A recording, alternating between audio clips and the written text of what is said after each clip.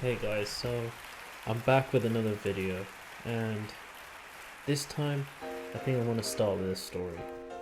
So when I was younger, I guess I was about 10 to 12 years old, around that age, I just remember like the huge hype around Call of Duty.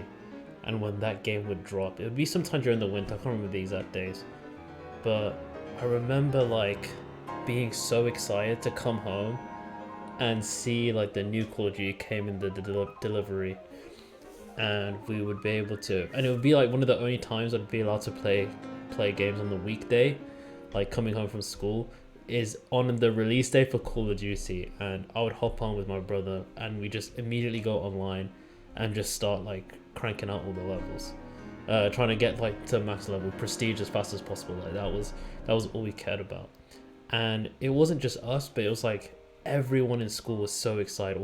All the guys, that's all we would do: come home, play online, and then for like the rest of the year, basically, it would be every weekend, just playing Call of Duty all day. Get my homework done as fast as possible, play Call of Duty, and now I have to be honest. I was probably one of the few people who would openly admit this, but I was pretty bad at it.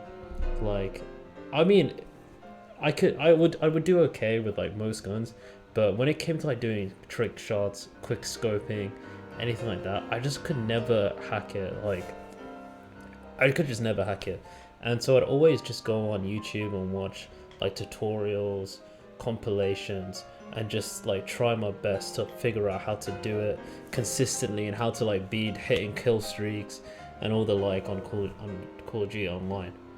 And by like, and I'm talking this era, I'm talking around the time where it's like Modern Warfare 2, Modern Warfare 2, Black Ops, Modern Warfare 3, Black Ops 2, like around that time.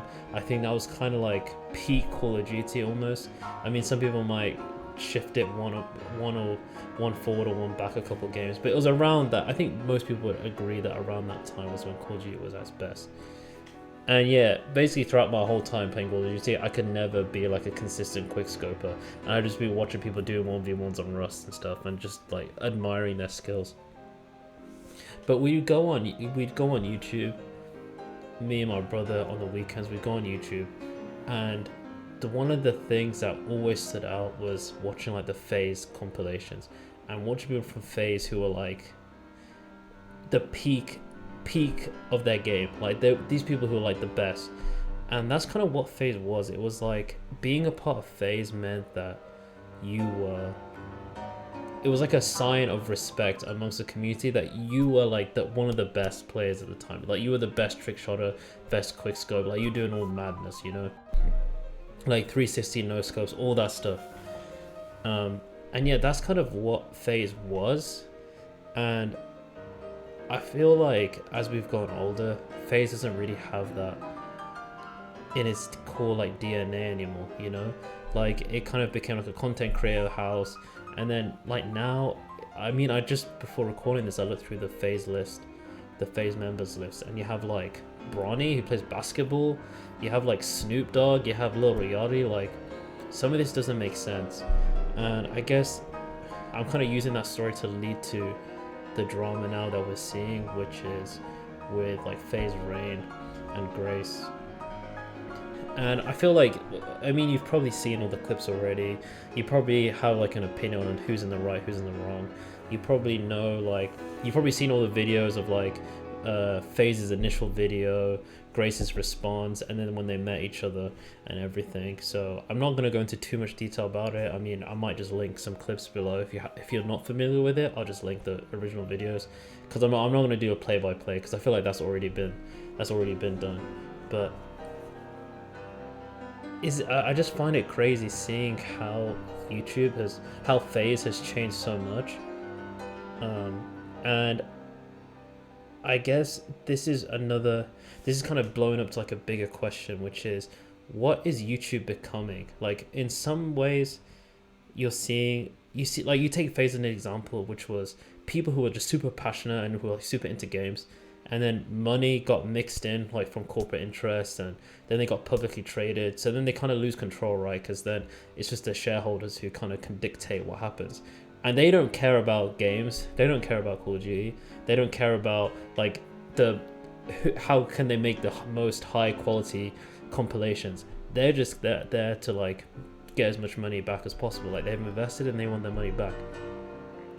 And so what that led is like FaZe kind of like losing its identity, and that's kind of what Grace represents. And I know she got a lot of hate, and she definitely doesn't deserve the hate personally. Like she was just there, like, you know. And FaZe kind of like the FaZe organization kind of used her as a scapegoat in a sense.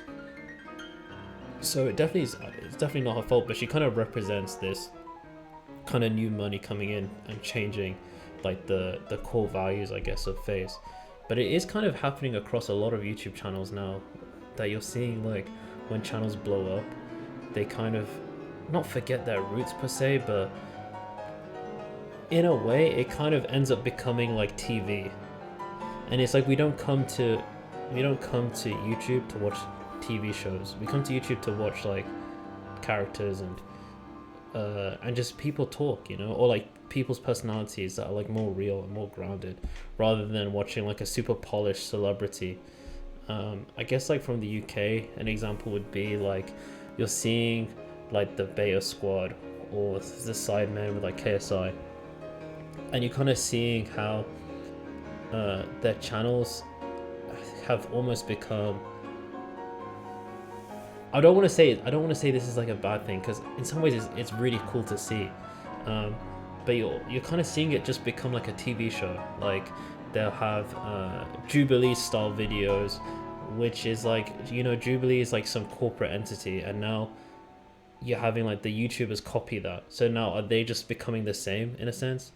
I mean, they are kind of keeping their personality in a way, but it just kind of sucked to see just like some of these channels kind of lose what they originally were. And now you're seeing, here's another example, you know. Sorry, this is like a very like random rant, but I'm kind of trying to like, I got like a lot of thoughts and I kind of want to piece them together. But here's another thought, is like when I was younger, if you saw a company get a if you saw a YouTuber get a company sponsor, you'd be the comments would just be like, that guy sold out. But now YouTubers are so open with, oh, I'm making this much money now, and like we're gonna have like a Sidemen video where we're gonna spend 100k on a hotel trip, and I'm just watching now. I now just end up watching people go to Dubai and just spend as much money as possible. Or you have like when they go to the store, where they go to like the Kick Game, or they go to like the Complex series, where they just go to a shoe store, and then you're literally seeing like how much money they're spending. And I just find it crazy to see that. I'm just like, wow, YouTube has changed, but is this like the direction that we wanted to go? Are we happy that people are doing this, or are we not, you know?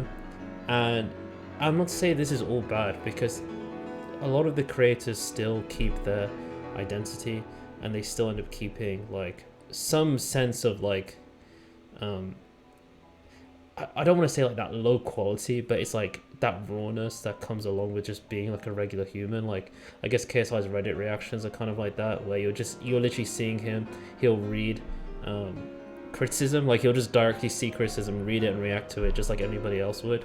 So I think that's cool to see. But it is kind of a sense that like YouTubers are kind of becoming like we're kind of ended up rebuilding like what TV is, and we're almost eroding what we made YouTube for and what it was all about before. And it was just like, you know, FaZe was just about kids who were just super hyped about hitting quick scopes, and it wasn't even about the money before, because there wasn't even money in it. It was just out of like the love for the game. And then, you know, money came in and ruined it. So I kind of was wondering what you guys thought about, I guess, the culture of YouTube. And you can even draw this out to streaming as well. How you feel like it's changing, and whether you're happy with it. I mean, I don't want to sound like an old guy being like, oh, I remember back in my day, this was way better. But it's just kind of, yeah, I'm just kind of throwing out for thought there. I just want to see people's reactions to it. And yeah. Yeah, I appreciate my camera froze again. Like this is just what happens now. I guess part of the videos we're gonna freeze, but Yeah, I want to try and fix this so then we can make better videos. And yeah, thanks for listening, and like and subscribe.